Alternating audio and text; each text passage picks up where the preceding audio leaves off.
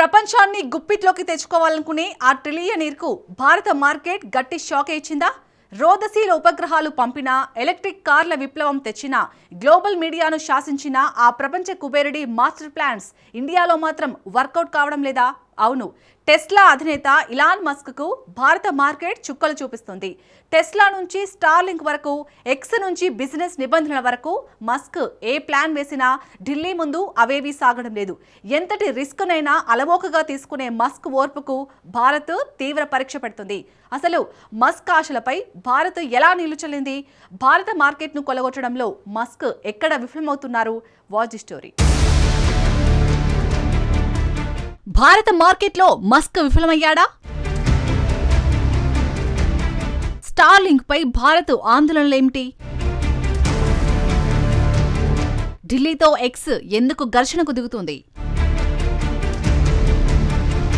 ప్రపంచ కుబేరుడు Elon Musk భారత్లో భారీ ప్రణాళికలే వేస్తున్నాడు. కానీ ఇక్కడి మార్కెట్ ఏమాత్రం ఆయనకు సహకరించడం లేదు. ప్రపంచంలోనే అత్యంత భారీ వ్యాపార సామ్రాజ్యాలను మస్క్ నడిపిస్తున్నారు. ఆయనకు స్పేస్ ఎక్స్ అనే రోదసీ పరిశోధన సంస్థ ఉంది. ఇదే స్టార్లింక్ పేరిట ఉపగ్రహ ఆధారిత ఇంటర్నెట్ సేవలను అందిస్తుంది.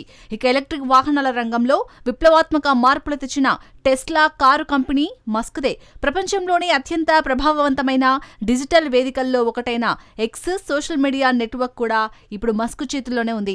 స్పేస్ ఎక్స్, టెస్లా, ఎక్స్ ఈ బ్రాండ్లలో ఏ ఒక్కటి కూడా భారత మార్కెట్ను అంత సులువుగా పాగా వేయలేకపోయాయి. ముందుగా స్టార్లింక్ గురించి చూద్దాం. ఇదొక ఇంటర్నెట్ సేవలు అందించే సంస్థ. దీనిని భారత్లోకి తీసుకురావాలని మస్క్ చాలా కాలంగా తీవ్రంగా ప్రయత్నిస్తున్నారు. గతంలో ప్రయత్నించి విఫలమైనప్పటికీ ఇప్పుడు మళ్లీ కొత్తగా రంగంలోకి దిగారు. భారత ప్రభుత్వ అనుమతుల కోసం తాజాగా మరోసారి స్టార్లింక్ సంస్థ దరఖాస్తు చేసుకుంది. ఇంతకీ స్టార్లింక్ ఎలా పనిచేస్తుందో తెలుసా? ఇది నేరుగా ఉపగ్రహాల ద్వారా ఇంటర్నెట్ ను అందిస్తుంది. దీనికి మొబైల్ టవర్లు, ఫైబర్ కేబుళ్లతో పనిలేదు. ప్రస్తుతం భూమి చుట్టూ రోదసీలో స్టార్లింక్ కు చెందిన 11,000కు పైగా ఉపగ్రహాలు తిరుగుతున్నాయి. అవి అంతరిక్షం నుంచి నేరుగా భూమికి ఇంటర్నెట్ సిగ్నల్ ను చేరవేరుస్తాయి. ఒక డిష్ యాంటెన్నాను అమర్చుకుంటే నేరుగా శాటిలైట్ నెట్వర్క్ కు కనెక్ట్ అయిపోవచ్చు. స్టార్లింక్ సర్వీస్ పనిచేసే విధానం ఇదన్నమాట.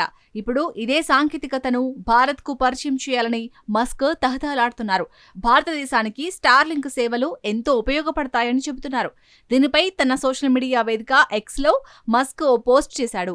గ్రామీణ ప్రాంతాల్లో ఇంటర్నెట్ సేవలు సరిగ్గా అందని భారతీయులకు స్టార్లింక్ ఎంతగానో ఉపయోగపడుతుందని చెబుతున్నాడు. అయితే భారత్ మాత్రం ఈ విషయాన్ని అంత సులువుగా నమ్మడం లేదు. ఇక్కడ సమస్య సాంకేతికతతో కాదు, దాని నియంత్రణ ఎవరి చేతుల్లో ఉందనేదే సమస్య. ఇటువంటి కీలకమైన శక్తి ఒక ప్రైవేట్ వ్యక్తి చేతుల్లో ఉండటం ఎంతో ప్రమాదకరమైన అంశం. స్టార్లింక్ పై పూర్తి నియంత్రణ మస్క్ చేతిలోనే ఉంది. ఆ అపరిమిత అధికారంతో సుదూర దేశాల్లో జరుగుతున్న యుద్ధాల దిశను సైతం మస్క్ మార్చగలిగారు. 2022లో రష్యా దాడి చేసినప్పుడు యుక్రెయిన్లో ఏం జరిగిందో మనకు తెలిసిందే. రష్యా దెబ్బకు యుక్రెయిన్ కమ్యూనికేషన్ వ్యవస్థలు పూర్తిగా ధ్వంసమయ్యాయి. బాహ్య ప్రపంచంతో ఆ దేశానికి సంబంధాలు తెగిపోయాయి. యుక్రెయిన్ ప్రభుత్వం, దాని సైన్యం స్టార్లింక్ వైపు మొగ్గు చూపాయి. ఇప్పుడు యుక్రెయిన్ కు ఆయుధాల కన్నా స్టార్లింక్ అత్యంత కీలకమైనదిగా మారింది.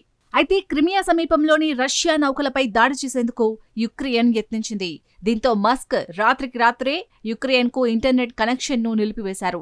దాంతో యుక్రెయిన్ చేస్తున్న దాడులు విఫలమయ్యాయి. అంటే ఒక దేశంపై దాడి జరపాలన్నా, యుద్ధంలో దూకుడు ప్రదర్శించాలన్నా మస్క్ దయాదాక్షిణ్యాల మీద ఆధారపడాల్సి వస్తుందన్నమాట. ఇది కేవలం ఒక ఉదాహరణ మాత్రమే. ఒక ప్రైవేట్ వ్యక్తి చేతుల్లో ఇంటర్నెట్ ఉంటే దేశాలపై ఎలాంటి ప్రభావం చూపొచ్చో మస్క్ చేసి చూపించాడు. సరిగ్గా భారతదేశానికి ఉన్న ప్రధాన ఆందోళన కూడా ఇదే. ముఖ్యంగా 3 ప్రధాన అంశాలను భారతీయ నిపుణులు లేవనెత్తుతున్నారు. మొదటి అంశం, భారతదేశానికి ఎప్పుడు ఎక్కడ అవసరమైతే అక్కడ స్టార్లింక్ సేవలు నిరంతరాయంగా అందుబాటులో ఉండాలి. రెండోది, స్టార్లింక్ సేవలను చట్టవిరుద్ధమైన కార్యకలాపాలకు ఉపయోగించకూడదు. మూడో అంశం, ఇక్కడి డేటాను గూఢచర్యానికి, వ్యాపార లాభాల కోసం వాడకూడదు. ప్రస్తుతం ఈ 3 విధి విధానాల దగ్గరే స్టార్లింక్ ప్రక్రియ నిలిచిపోయింది. అయితే భారత్లో మస్క్కు ఎదురవుతున్న సవాళ్లలో ఇది ఒక భాగం మాత్రమే. ఆయనకున్న రెండో పెద్ద సవాల్ టెస్లా. ఏళ్ల తరబడి సాగిన చర్చల అనంతరం ఎట్టకేలకు మస్క్ టెస్లాను భారత్లోకి తీసుకురాగలిగారు.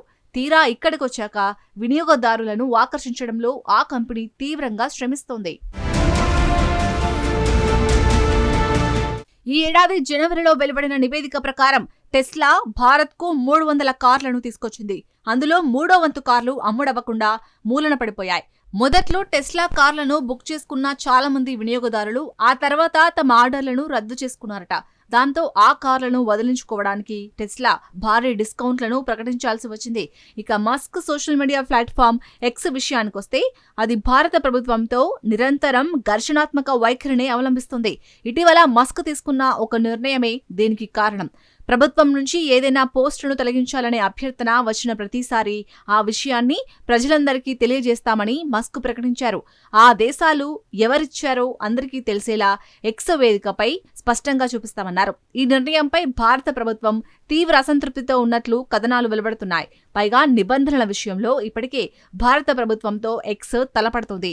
ప్లాట్ఫామ్లలోని అనుచిత పోస్టులను తొలగించడానికి, బ్లాక్ చేయడానికి కేంద్ర ప్రభుత్వం సహయోగ్ పేరిట ఆన్లైన్ పోర్టల్ను నడుపుతోంది. ప్రభుత్వ శాఖలు ఈ పోర్టల్ ద్వారానే సోషల్ మీడియా సంస్థలకు ఆదేశాలు పంపుతాయి. దేశంలోని ప్రముఖ డిజిటల్ ప్లాట్ఫామ్లు, ఇంటర్నెట్ సేవా సంస్థలన్నీ ఇందులో భాగస్వాములుగా ఉన్నాయి. కానీ ఎక్స్ మాత్రం ఇందులో చేరేందుకు స్పష్టంగా నిరాకరించింది. సహయోగ్ పోర్టల్ను సెన్సార్షిప్ పోర్టల్ అంటూ మస్క్ విమర్శించాడు. దీంతో ఢిల్లీకి మస్క్కు నడుమ ఈ ప్రచన్న యుద్ధం కొనసాగుతూనే ఉంది. ఇలాంటి ఉద్రిక్త పరిస్థితుల నడుమ స్టార్లింక్ను భారత్కు మస్క్ తీసుకురావాలని ఆశిస్తున్నారు. ఇందులో ఈ ప్రపంచ కుబేరుడు ఎంతవరకు సక్సెస్ అవుతారనేది చెప్పడం కష్టమే. కొత్త ఆవిష్కరణలు, రిస్క్ తీసుకోవడం మస్క్ స్టైల్.